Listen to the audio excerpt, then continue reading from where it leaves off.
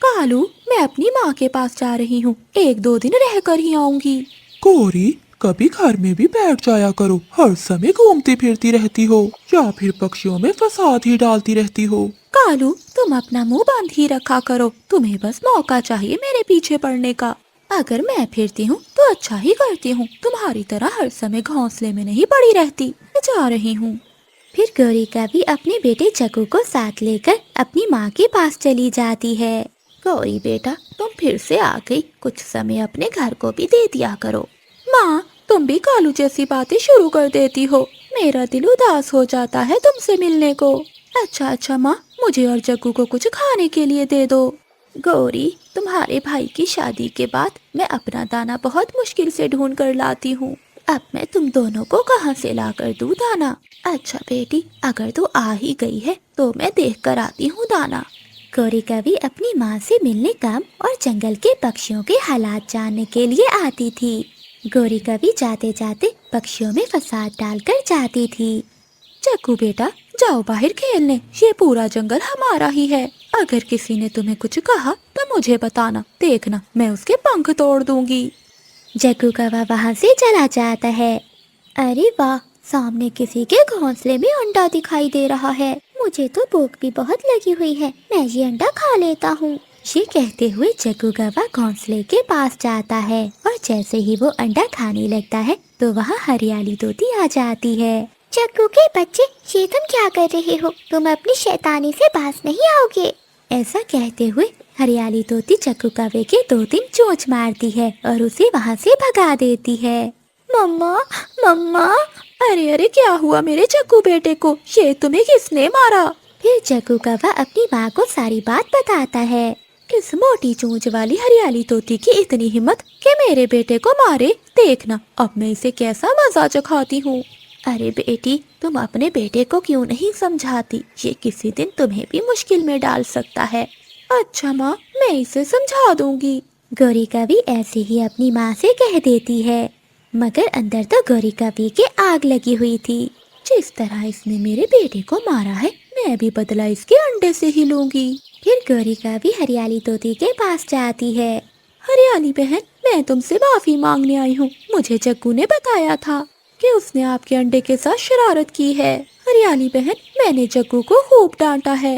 जग्गू अब दोबारा ऐसा नहीं करेगा। ये कहकर गौरी कभी वहाँ से चली जाती है और हरियाली तोती भी हैरान हो जाती है कि अचानक से गौरी में ये तब्दीली कहाँ से आई। थोड़ी देर बाद हरियाली तोती अपने लिए दाना लेने चली जाती है और गौरी कभी, जो हरियाली तोती के जाने का इंतजार कर रही थी, वो घोंसले में जाती है। गौरी कभी अंडा उठाकर वहाँ से ले जाती है। वो अंडे को जाकर जंगल में फेंक देती है, मगर अंडा नीचे पड़ी सूखी घास पर गिरता है, टूटने से बच जाता है। दूसरी ओर जब हरियाली तोती अपने घोंसले में आती है तो अंडा ना देखकर रोने लगती है। अरे, मेरा अंडा कहाँ चला गया? लगता है कोई पक्षी मेरा अंडा चुरा कर ले गया है। हरियाली तोती के रोने की आवाज सुनकर जंगल के पक्षी वहाँ आते हैं। क्या हुआ हरियाली बहन, आप ऐसे क्यों रो रही हो? फिर हरियाली तोती सारी बात बताती है। हमारे जंगल में पहले तो कभी ऐसा नहीं हुआ। फिर जंगल के सभी पक्षी हरियाली तोती को हौसला देते हैं। अच्छा माँ, मैं चलती हूँ, कालू हमारा इंतजार कर रहा होगा। गौरी की माँ भी बहुत हैरान थी कि गौरी इतनी जल्दी क्यों जा रही है। फिर गौरी कभी और जग्गू कौवा वापिस चले जाते हैं। कबूतर भैया, सूखा घास कहाँ से मिलेगा? मुझे अपने घोंसले की मरम्मत करनी है। चिड़िया, जहाँ गौरी कभी की माँ का जंगल शुरू होता है, तुम्हें वहाँ सूखा घास मिल जाएगा। ठीक है कबूतर भैया, मैं वो घास ले आती हूँ। फिर रानू चिड़िया वहाँ से चली जाती है। जैसे ही वो सूखा घास उठाने लगती है तो उसे वहाँ अंडा दिखाई देता है। ये अंडा यहाँ कैसे आया होगा? रानू चिड़िया वो अंडा उठाकर अपने घोंसले में ले जाती है। पता नहीं ये किस पक्षी का अंडा है। मुझे तो ये भी नहीं पता कि ये अंडा हमारे जंगल के पक्षियों का है या पास के जंगल के पक्षियों का। हाँ, मुझे इंतजार करना होगा जब तक अंडे से बच्चा बाहर नहीं आता, फिर ही मुझे पता चलेगा कि ये अंडा किसका है। 2 दिन गुजर जाते हैं, अंडा टूट जाता है, अंडे में से तोती का बच्चा बाहर आता है।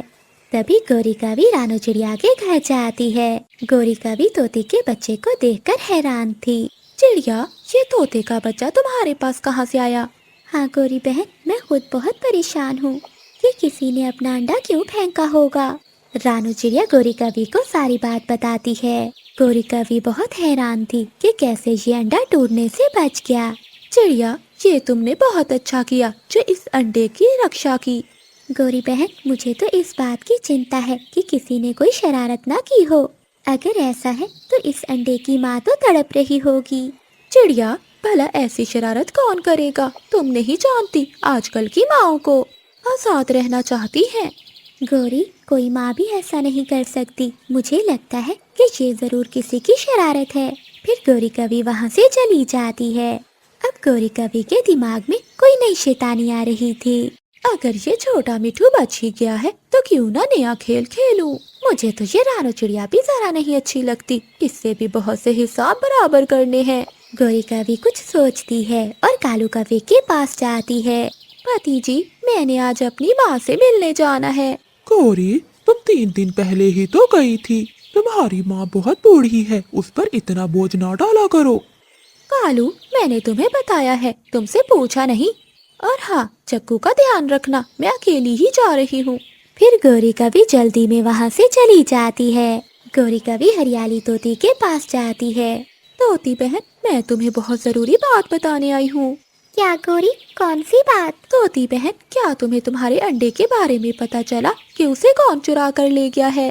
नहीं गौरी बहन, भला ऐसी बातों का भी पता चलता है? अगर मैं कहूँ कि तुम्हारे अंडे का मुझे पता है और उसमें से बच्चा भी निकल आया है। गौरी, क्या तुम झूठ तो नहीं बोल रही? कहाँ है मेरा बच्चा? मुझे जल्दी से मेरे बच्चे के पास ले चलो। फिर गौरी कवि मम्मा तोती को अपने साथ ले जाती है और वहाँ जाकर सभी पक्षियों को इकट्ठा कर कर रानू चिड़िया के घर जाती है। आप सब यहाँ क्यों आए हो? वैसे अच्छा ही हुआ, मैंने भी आप सबको आज इकट्ठा करना था। मैंने कुछ बताना था आप सबको। चिड़िया, तुमने मेरा अंडा क्यों चुराया? शक्ल से तुम बहुत मासूम लग रही हो, लेकिन तुम्हें मेरी ममता पर जरा भी दया ना आई। तोती बहन, ये आप क्या कह रही हैं? मैंने कोई अंडा नहीं चुराया। मुझे तो ये अंडा सूखी घास पर से मिला है। चिड़िया, अगर तुम्हें अंडा मिला था तो तुम्हें हमें बताना चाहिए था। कबूतर भैया, मैं ये पहले देखना चाहती थी कि ये अंडा किस पक्षी का है, और आज ही मैंने आप सब पक्षियों को बताना था ताकि हम सब मिलकर इसकी माँ को ढूंढ सकें। चिड़िया, अब ज्यादा चालाकी ना दिखाओ। मुझे तो लगता है तुमसे अब जंगल के पक्षियों के अंडे भी सुरक्षित नहीं हैं। तभी चकू कौवा भी वहाँ आ जाता है। चिड़िया, ये मेरा अंडा है, मुझे वापस कर दो। मम्मा, आपने तो हरियाली आंटी का अंडा तोड़ दिया था, फिर ये बच कैसे गया? फिर सभी पक्षी गौरी कवि को देखने लगते हैं और गौरी कवि को तो कुछ समझ नहीं आ रहा था। गौरी कवि अपने बेटे चक्कू को लेकर वहाँ से भाग जाती है। ऐसे रानू चिड़िया की सच्चाई सबके सामने आ जाती है और वो हरियाली तोती का बच्चा उसे दे देती है और मम्मा तोती अपने बच्चे को खुशी खुशी अपने जंगल ले जाती है। तेज बारिश में बूढ़ी कवि अपना बैग लिए सागर वाले जंगल में नई आई थी। वो बूढ़ी कवि तेज बारिश में एक पेड़ के नीचे बैठ जाती है। तभी मिठू तोता वहाँ से गुजरता है और वो बूढ़ी कवि के पास जाता है। माँ जी, इतनी तेज बारिश में आप यहाँ क्या कर रही हैं? तोते बेटे, मैं अपने बेटे का घर ढूंढ रही हूँ। बहुत सालों पहले मेरा बेटा मुझे छोड़कर इस जंगल में आ गया था। मैं बेचारी बूढ़ी और लाचार अकेले वहाँ नहीं रह सकती थी, इसीलिए अपने बेटे के पास चली आई। माँ जी, आपके बेटे का क्या नाम है? कालू। कालू कौवा है मेरे बेटे का नाम। कालू? कालू माँ जी आपका बेटा है? हाँ बेटे, वो मुझसे नाराज होकर वो जंगल छोड़कर चला आया। क्या तुम बता सकते हो कि मेरे बेटे का घर कहाँ पर है? माँ जी, उस काली कवि और गौरी कवि के घर का पता जंगल के हर पक्षी को है। वो बहुत आलसी, निकम्मे और 1 नंबर के चोर है। क्या बेटा, गौरी कवि ये कौन है? माँ जी, क्या आपको कालू ने नहीं बताया कि उसने शादी कर ली है? नहीं बेटा, मुझे तो नहीं पता। माँ जी, आपके बेटे का घर पुराने कुएं के पास बेरी के पेड़ पर है। आपका बहुत बहुत धन्यवाद बेटा। फिर वो बूढ़ी कवि वहाँ से कालू कवि के घर जाती है। वो दरवाजे पर दस्तक देती है। कालू जी, इतनी तेज बारिश में इस समय कौन आ गया है? जाओ जाकर दरवाजा खोलो। गौरी, मुझे बहुत ठंड लग रही है, तुम खुद जाओ और जाकर दरवाजा खोल दो। निकम्मे कहीं के, कभी तो कोई काम कर लिया करो। इस समय भी न जाने कौन आ गया है सर खाने। फिर गौरी कवि गुस्से में दरवाजा खोलती है। अरे बुढ़िया, इतनी तेज बारिश में घर में आराम नहीं आता, यहाँ क्या कर रही है? बेटा, क्या ये कालू कव्वे का घर है? हाँ, घर तो ये कालू का ही है, मगर बुढ़िया तू तो बता, तुझे कालू से क्या काम है? आवाज सुनकर कालू कौवा भी बाहर आ जाता है। मम्मा, माँ जी, आप यहाँ क्या कर रही हो? क्या ये बुढ़िया तुम्हारी माँ है? फिर कालू कौवा अपनी माँ को अंदर ले जाता है। कालू बेटे, मुझे तुम्हारी बहुत याद सता रही थी, इसलिए मैंने वो जंगल छोड़ दिया और तुम्हारे पास आ गई हूँ। अब मैं हमेशा तुम्हारे साथ ही रहूंगी। क्या हमेशा हमारे साथ रहोगी? बेटे, तुमने शादी कर ली और मुझे बताया तक नहीं। तुम्हें क्या यही काली कव्वी मिली थी? इससे तो सुंदर कव्वी हमारे जंगल में थी। माँ जी, काली नहीं गौरी, गौरी नाम है मेरा और मैं अपने जंगल के सबसे सुंदर कवि हूँ। हाँ हाँ बेटी, वो तो दिख ही रहा है। माँ, ये बैग में क्या लेकर आई हो? कालू, क्या हो सकता है बैग में? 2 जोड़ी कपड़े ही होंगे, वो भी पड़े हुए। फिर वो बूढ़ी कवि वो बैग खोलती है जिसमें बहुत सारे गहने थे। बेटा, ये मेरे कुछ गहने हैं, इन्हें अलमारी में रख दो। गौरी कवि की आंखें तो फटी की फटी ही रह जाती हैं। माँ जी, इतने गहने आपने कहाँ से चोरी कर लिए? काली कव्वी चोरी के नहीं है, ये मेरे अपने हैं। ये गहने मुझे कालू के पिता ने बनवा कर दिए थे, मैंने आज तक इसे संभाल कर रखे हुए हैं। फिर कालू की माँ वो सारे गहने अलमारी में रख देती है। अगली सुबह हो जाती है। गौरी कवि अलमारी के पास खड़ी थी। क्या देख रही हो? ये गहने मेरे हैं, हट जाओ यहाँ से, कहीं चुरा तो नहीं लिए? नहीं नहीं माँ जी, मैं तो अलमारी की सफाई कर रही थी। सफाई करते करते कहीं मेरे गहनों की सफाई न कर देना। ज्यादा चालाक बनने की कोशिश न करना, मैं जानती हूँ तुम जैसी कवियों को। मेरी अलमारी को पंख मत लगाना।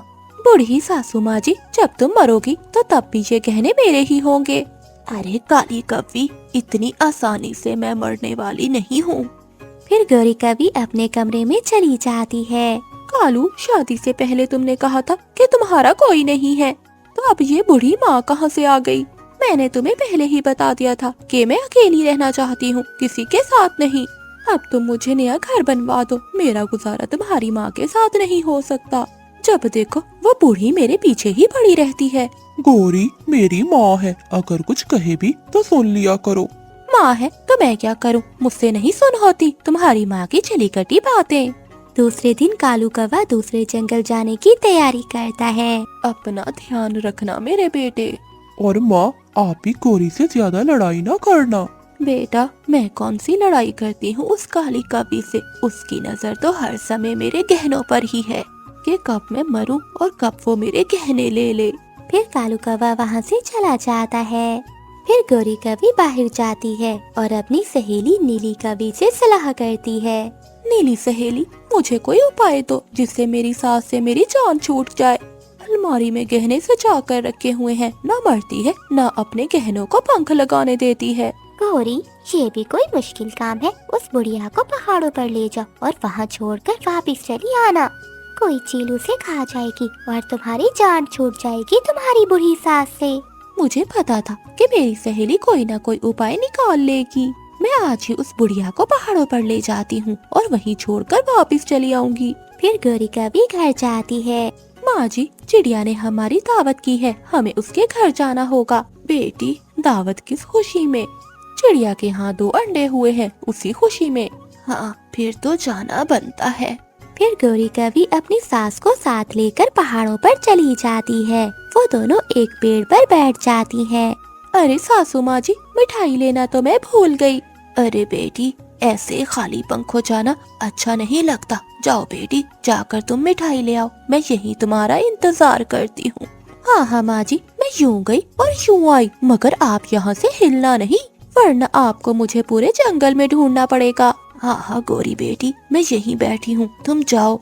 फिर गौरी कवि अपनी बूढ़ी सास को वहीं छोड़कर वापस अपने घर चली जाती है। शाम तक गौरी की सास वहीं बैठी रहती है। ये बहू सुबह से मिठाई लेने गई है मगर अभी तक लौट कर नहीं आई। फिर गौरी कवि की सास को दूर से चिड़िया जाती हुई दिखाई देती है। गौरी की सास रानू चिड़िया को आवाज देती है। चिड़िया, चिड़िया बेटी, मेरी बात सुनो। रानू चिड़िया बूढ़ी कवि की बात सुनकर वहाँ आ जाती है। माँ जी, आप यहाँ क्या कर रही हैं? ये इलाका तो बहुत खतरनाक है। बेटी, मुझे यहाँ मेरी बहू ले आई थी। उसने कहा कि चिड़िया ने हमारी दावत की है। वो मिठाई लेने गई थी। मैं तो कब से अपनी बहू का यहाँ बैठकर इंतजार कर रही हूँ। माँ जी, आपकी बहू का क्या नाम है? गौरी कवि, गौरी कवि है मेरी बहू। अच्छा माँ जी, तो अब समझ आया। वो गौरी कवि बहुत चालाक है। वो आपको यहाँ ठिकाने लगाने आई होगी। फिर रानू चिड़िया गौरी की सास को अपने घर ले जाती है। रानू चिड़िया बूढ़ी कवि को खाना देती है। माँ जी, ये लीजिए खाना, ये खाकर आप घर चली जाना। बेटी, एक आप हो जो मुझ जैसी बूढ़ी कवि का इतना ख्याल रख रही हो। मैं तो इस जंगल में अपने बेटे की खातिर आई थी मगर मुझे क्या पता था, और वो कवि है कि मुझे मारना चाहती है। चिड़िया बेटी, अब मैं घर चलती हूँ। कहीं वो काली कवि मेरे गहने न चुरा ले। अब ये गहने मेरे ही होंगे। अब तक कोई न कोई चील उस बूढ़ी कवि को तो खा ही गई होगी। पीछे से गौरी की सास भी घर पहुँच जाती है। मैं इतनी आसानी से नहीं मरने वाली हूँ काली कवि। मैं तो चिड़िया के घर से दावत खा कर आ रही हूँ। सच में बहुत अच्छा खाना बनाती है चिड़िया। सासू माँ जी, मैं तो रास्ता भूलकर घर आ गई थी। कोई बात नहीं बेटी, बस मेरी अलमारी से दूर हट जाओ। मेरे गहनों को पंख मत लगाना, मैं ये किसी को नहीं देने वाली। गौरी कवि फिर से अपनी सहेली नीली कवि के पास जाती है। नीली, मेरी सास तो फिर से वापस घर में आ गई। मैं उसे पहाड़ों पर छोड़कर आई थी, लेकिन वो तो रात होने से पहले ही घर पहुंच गई। गौरी, तुम चिंता क्यों करती हो? उपाय और भी बहुत है। तुम ऐसा करो, ये जहर की बोतल ले जाओ। तुम ये जहर अपनी सासू माँ के खाने में मिला देना, किसी को मालूम भी नहीं होगा, और तुम्हारी सास से जान भी छूट जाएगी तुम्हारी। अब तो मेरी सास को मेरे पंखों से कोई नहीं बचा सकता। फिर गौरी कवि अपने घर चली जाती है। सासू माँ जी, आज मैं आपके लिए अपने पंखों से खाना बनाऊंगी। क्या बात है काली कवि, आज तो तू बहुत मीठी मीठी बातें कर रही है। माँ जी, मैंने सोच लिया है कि गहने आज या कल तो मेरे ही होंगे, मगर मैं आपकी सेवा करूंगी और आज से कभी मैं आपसे लड़ाई नहीं करूंगी। फिर गौरी कवि खाना बनाने लगती है। सासू माँ जी, मटके में पानी नहीं है, आप जाकर नदी से पानी भर कर ले आओ। रास्ते में जाकर गौरी कवि की सास को ख्याल आता है, ये काली कवि तो ऐसे मीठी मीठी बातें नहीं करने वाली, जरूर दाल में कुछ काला है। फिर बूढ़ी कवि खिड़की में छुपकर देखती है। 3 कतरे जहर के मिला दिए, ये बहुत है उस बूढ़ी कवि को मारने के लिए। गौरी की सास उसे खाने में जहर मिलाते हुए देख लेती है। सासू माँ, मटका तो खाली है, क्या आप नदी से पानी नहीं लेकर आई?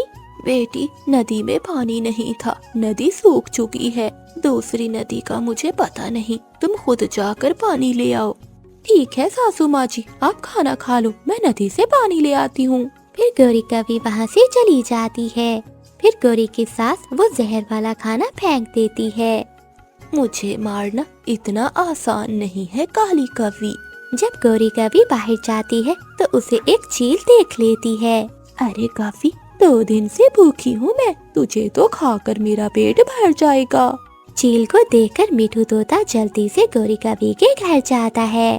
चाचा चील दी, मुझे जाने दो, मैं यहाँ दोबारा नहीं आऊंगी। माँ जी, आपकी बहू को चील ने पकड़ लिया है। गौरी की सास जल्दी से घर से निकलती है और एक लाठी भी साथ उठा लेती है। चील गौरी कवि को खाने ही वाली थी कि गौरी की सास लाठी मारती है और चील दूर जाकर गिरती है। बहू, जितना दिमाग मुझे मारने के लिए लगाती हो, खुद को बचाने के लिए भी उतना लगा लिया करो। चलो बेटी, घर चलें। सासू माँ, आपने मेरी जान बचाई और मैंने हमेशा आपकी जान लेने की कोशिश की। फिर वो दोनों सास बहू घर चली जाती हैं। माँ, वो खाना कहाँ है जो मैं आपको देकर गई थी, जिसमें तुमने जहर मिलाया था? वो खाना तो मैंने बाहर फेंक दिया था। सासू माँ, मुझे माफ कर दीजिए। आज के बाद मैं हमेशा आपका कहना मानूंगी और आपका ख्याल रखूंगी। अगर बेटी सच में तुम ऐसा कह रही हो तो जाओ अलमारी से वो गहने निकाल लो। फिर वो दोनों सास बहू आपस में प्यार से रहने लगती हैं। गौरी, ये दाना मेरा है, मेरा दाना मुझे वापस दो। मैं अपने बच्चों के लिए लेकर जा रही हूँ ये दाना। तुम्हारे बच्चे बहुत गंदे हैं, मुझे अच्छे नहीं लगते तुम्हारे बच्चे। ये दाना तो मेरी मुन्नी ही खाएगी। गौरी, सबको अपने अपने बच्चे ही अच्छे लगते हैं, लेकिन गौरी कभी चिड़िया का दाना उठाकर वहाँ से भाग जाती है। रानू चिड़िया नाराज होकर वहाँ से चली जाती है। रानू चिड़िया को मैदान में एक पेड़ से मीठा फल मिल जाता है। मेरी गुड़िया ये फल खाकर बहुत खुश होगी। रानू चिड़िया वो मीठा फल लेकर घर की ओर जाने लगती है तो रास्ते में गौरी का पति कालू रानू चिड़िया को रोक लेता है। कालू, तुमने मुझे क्यों रोक लिया है? मेरा मीठा फल खाने को मन कर रहा था, इसलिए रोका है तुम्हें। पहले ही तुम्हारी पत्नी मेरा दाना छीन कर ले गई है, अब मैं ये मीठा फल तुम्हें नहीं दूंगी। तुमसे कौन लेगा, मैं तो छीन लूंगा। कालू कौवा आगे बढ़ता है। रानू चिड़िया को धक्का देकर वो मीठा फल वहाँ से ले जाता है। रानू चिड़िया नीचे जाकर गिरती है। दुष्ट कौवा, बुरा कौवा, गंदा कौवा, ये मीठा फल खाकर तेरे भी पेट में दर्द होगा। रानू चिड़िया बेबस बैठी ऐसे बोले जा रही थी। रानू चिड़िया ऐसे बैठी रो रही थी, तभी वहाँ से साधु उल्लू गुजरता है जो रानू चिड़िया को देख लेता है। क्या हुआ बेटी, तुम ऐसे क्यों रो रही हो? फिर रानू चिड़िया उल्लू को सारी बात बताती है। मेरी गुड़िया मेरा इंतजार कर रही होगी, उसने कल से कुछ नहीं खाया। बेटी तू चिंता न कर। फिर साधु उल्लू रानू चिड़िया को एक जादुई मटका देता है। ये ले बेटी, ये जादुई मटका। रात के 12 बजे अगर तू नेक मन से कुछ भी इस मटके से खाने की चीज मांगेगी तो वो तुझे मिलेगा। साधु उल्लू जी, आपका बहुत बहुत धन्यवाद जो आपने मेरी मदद की। फिर रानू चिड़िया वो मटका उठाकर अपने घर ले जाती है। मम्मा, मुझे बहुत भूख लगी हुई है, आप मेरे लिए भोजन लाने की बजाय ये मटका क्यों ले आई हैं? गुड़िया बेटी, ये जादुई मटका है, ये हमें रात 12 बजे खाने की चीजें देगा।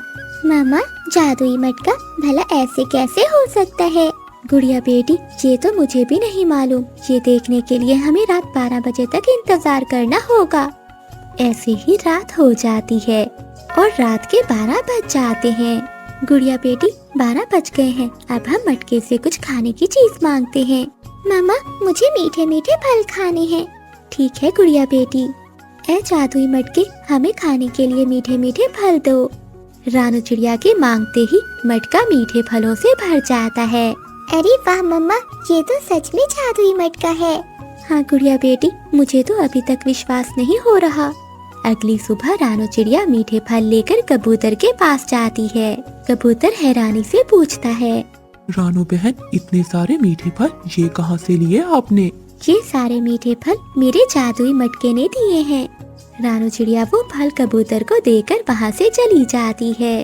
कबूतर अपने आधे फल मिठू तोते को दे देता है। मिठू तोता अपने फल खा रहा था कि वहाँ गौरी कभी आ जाती है। ओए मिठू तोते, ये मीठे फल मुझे दे दो। नहीं नहीं, ये मीठे फल मुझे कबूतर ने दिए हैं, मैं तुम्हें नहीं दूंगा। फिर गौरी कभी कबूतर के पास जाती है।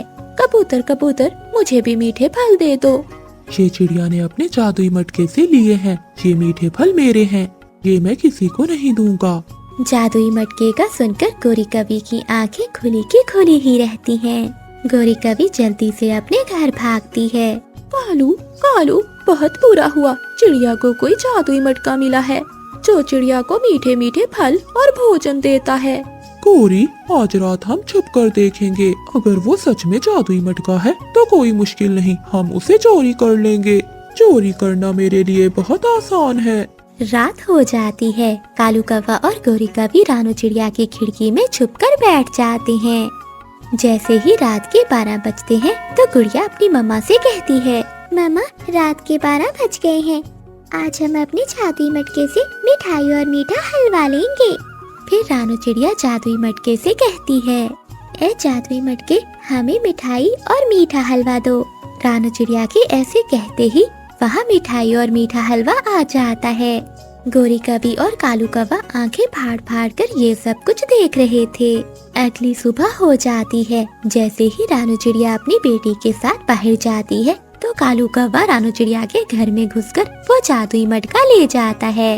वो जादुई मटका चुरा कर वहाँ से भाग जाता है। कालू, इस जादुई मटके को अलमारी में छुपा दो, अगर चिड़िया ने देख लिया तो वो ले जाएगी। फिर रानू चिड़िया और गुड़िया भी अपने घर आ जाती हैं। वो अपना जादुई मटका ना देखकर बहुत परेशान थी। गुड़िया बेटी, हमारा जादुई मटका नहीं है। मम्मा, हमारा जादुई मटका हमारे पास आ जाएगा, कोई भी हमारा मटका चोरी नहीं कर सकता।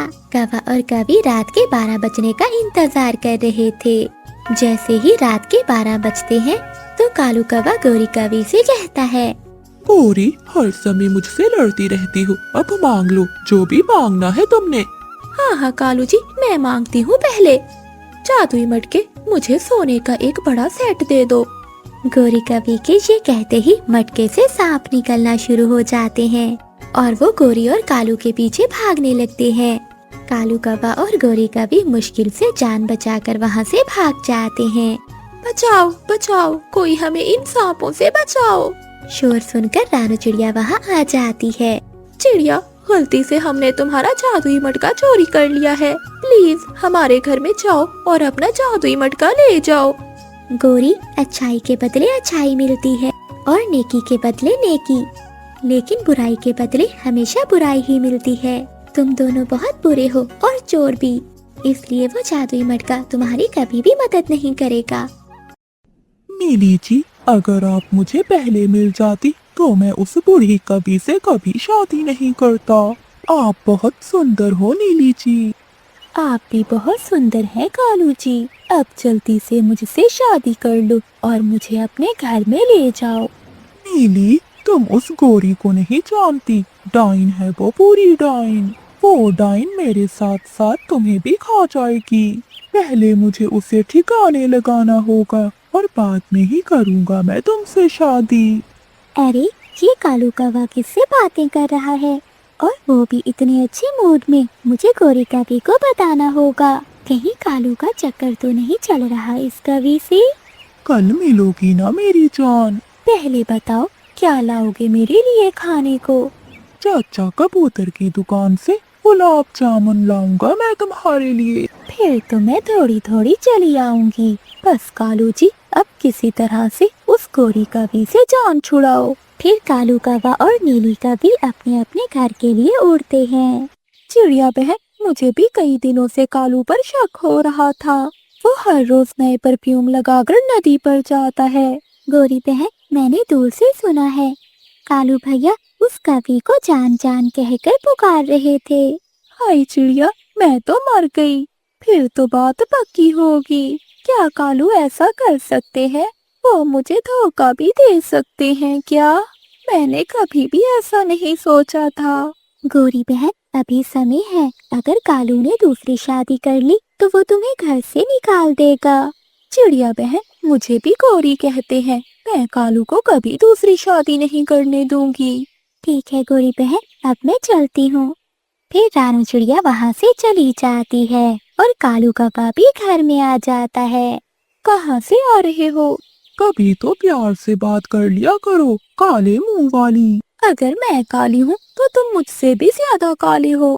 और हाँ, आज के बाद तुम अकेले नदी पर नहीं जाओगे। मैं जाऊंगा, जो करना है कर लो। अब मैं तुमसे नहीं डरने वाला। मुझे क्या करना है क्या नहीं, ये मैं तुमसे नहीं पूछूंगा। अच्छा कालू, मैं कल ही अपने भाइयों को बुलाती हूँ, वो आकर तुम्हें सीधा करेंगे। गोरी के भाइयों का नाम सुनते ही कालू की तो जान निकल जाती है। ना ना गोरी, ऐसा ना करना, मैं वही करूँगा जो तुम कहोगी। नीली, अभी मिशन पूरा हुआ कि नहीं? पति जी, आज रात को उसे कॉल करूंगी कि कल अपनी पत्नी के गहने लेकर आए। मुझे पूरा विश्वास है कि वो बुढ़ा कालू मेरी बात जरूर मानेगा। मैंने उसे पूरी तरह अपने जाल में फंसा लिया है। रात हो जाती है, गोरी कवि सो जाती है। कालू कौवे के फोन की घंटी बजती है। हेलो जान जी, कैसी हो आप? गोरी, आपकी पत्नी सो गई है क्या? हाँ, वो तो कब से सो गई है। कालू जी, एक काम है आपसे, क्या आप करोगे? हाँ हाँ, मैं अपनी नीली जी के लिए अपनी जान भी दे दूंगा। बताओ नीली जी, क्या काम है। कालू जी, मैंने कल अपनी सहेली की शादी पर जाना है। मेरे पास पहनने के लिए कोई भी गहने नहीं है। क्या तुम मुझे एक दिन के लिए अपनी पत्नी के गहने दे सकते हो? नीली जी, ये काम तो बहुत मुश्किल है। गौरी अपने गहने संदूक में रखती है। फिर भी मैं पूरी कोशिश करूंगा। कोशिश नहीं, लेकर ही आना। अगर शादी में मैं गहने न पहन के गई तो मेरी बहुत इंसल्ट होगी। नीली जी, अगर ऐसा है तो मैं अभी संदूक से गहने निकाल कर रख लेता हूँ। फिर कालू कौवा फोन बंद करता है और गौरी के गहने संदूक से निकालकर एक थैली में डाल लेता है। सुबह हो जाती है। कालू, ये इतना बन संवर कर कहाँ जा रहे हो? गौरी, मैं दूसरे जंगल में जा रहा हूँ। वहाँ मेरे एक दोस्त की शादी है। मैं जल्दी ही लौट आऊंगा। अच्छा, तो इस थैली में क्या है? कुछ नहीं गौरी, चावल है इस थैली में। वो गरीब है ना मेरा दोस्त, सोचा उसके लिए कुछ चावल ले जाता हूँ। फिर कालू कौवा पोटली लेकर नीली कपी के पास जाता है। मुझे पता था मेरे कालू जी मेरे लिए सब कुछ कर सकते हैं। ये खालिद सोने के ही है ना? हाँ नीली जी, अब इन्हें छुपा लो, कोई देख ना ले। बहुत कीमती है ये जेवर। अच्छा कालू जी, अब मैं जाती हूँ। नीली जी, थोड़ी देर बैठो तो सही, इतनी जल्दी क्या है। मुझे अभी पॉलर भी जाना है। मैं आपको कल ये गहने लौटा दूँ। नीली जी, इसे संभाल कर रखना। अगर मेरी पत्नी को पता चल गया तो वो मुझे जान से मार देगी। नीली कभी कालू कौवे से गहने लेकर वहाँ से चली जाती है। नीली जी, तुम क्या जानो कि मैं तुमसे कितना प्यार करता हूँ। अब तो जल्दी से गौरी से जान छूट जाए और मैं तुमसे दूसरी शादी कर लूँ। अब हमें जल्दी से यहाँ से भाग जाना चाहिए। ये गहने तो बहुत कीमती हैं। पति जी, वो बुढ़ा कालू तो आसानी से मेरे जाल में फंस गया और अब खाएगा मार अपनी पत्नी से। चलो पति जी, भाग चलते हैं। अगले दिन कालू कौवा नदी पर बैठा नीली कवि का इंतजार कर रहा था। शाम हो जाती है। अभी तक नीली जी लौटी नहीं। सब ठीक हो? कहीं नीली जी मुझे धोखा? नहीं नहीं, नीली ऐसा नहीं कर सकती। मेरी नीली जी ऐसा नहीं कर सकती। कालू कौवा नदी पर बैठा सोचता रहता है। गोरी कभी अपना गहनों वाला संदूक खोलती है। वो अपने गहने ना देखकर रोने लग जाती है। मेरे गहने कहाँ चले गए? कौन ले गया मेरे गहने? कालू कौवा भी घर आ जाता है। कालू जी, मेरे गहने नहीं है, मैंने तो यहीं रखे थे संदूक में। गौरी, मुझे तो कुछ पता नहीं है। शायद तुम भूल रही होगी। अच्छे से याद करो। कहीं और ही रखे होंगे तुमने अपने गहने। मैंने अपने गहने यहीं रखे थे, मुझे सब अच्छे से याद है। कालू, मुझे सीधे से बता दो, कहीं तुमने तो उठाकर नहीं दे दिए किसी को? गौरी, मुझ पर शक ना करो, मैं कुछ नहीं जानता। कालू कौवा गोरी से ऐसे झूठ बोलता है। अगले दिन कालू कौवा पक्षियों से पूछता हुआ उस जगह जाता है जहाँ नीली कवि रहती थी। बुलबुल बहन, यहाँ एक नीली नाम की कवि रहती थी। तुमने उसे देखा है? वो कहाँ गई है? क्या नीली कवि? वो तो सागर वाले जंगल में चोरी करते हुए पकड़ी गई है। नीली और उसका पति एक नंबर के पक्के चोर हैं। पति का तो सुनकर कालू कौवे की सांस ही रुक जाती है। क्या नीली कवि का पति भी है? हाँ कालू, तो और नहीं, तुमसे जवान है उसका पति।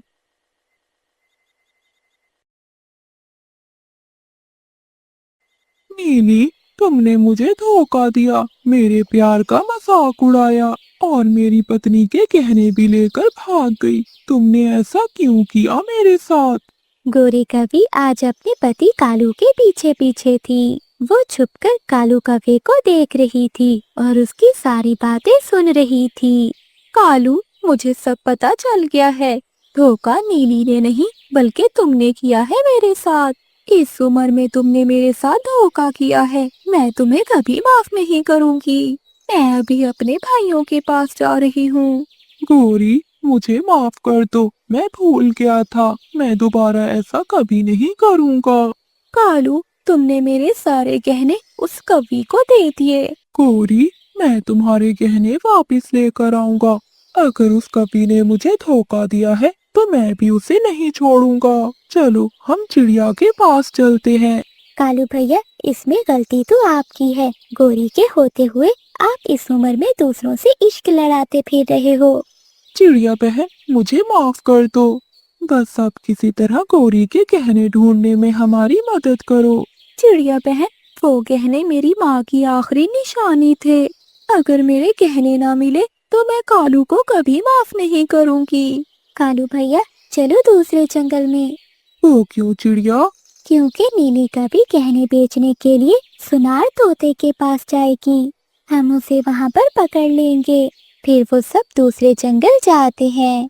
नीली, अब हम ये गहने बेचकर अपना नया घर बनाएंगे। हाँ पति जी, फिर से किसी कालू की तलाश में जाएंगे। हाँ पत्नी, जब तक कालू जैसे बेवकूफ है हमारा धंधा चलता रहेगा। फिर वो दोनों गहने बेचने चले जाते हैं। ये गहने तो असली है। मीठू भैया, अब जल्दी से हमें पैसे दे दो। हमें किसी काम से जल्दी जाना है। तभी रानू चिड़िया और कौवा भी वहाँ आ जाते हैं।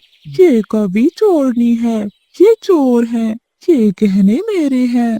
कालू कवि को देखकर नीली कवि और उसका पति डर जाते हैं। अच्छा, तो मैं अभी पुलिस को बुलाता हूँ। पति जी, हम पकड़े गए हैं। हमें माफ कर दो कालू, हम यहाँ से दूर चले जाएंगे। कालू भैया, चलो यहाँ से। फिर से कभी ऐसी कवि की जाल में ना फंस जाना। फिर वो गहने लेकर वापिस आ जाते हैं। कालू कौवा सुधर जाता है और वो अपनी पत्नी गोरी से बहुत प्यार करने लगता है।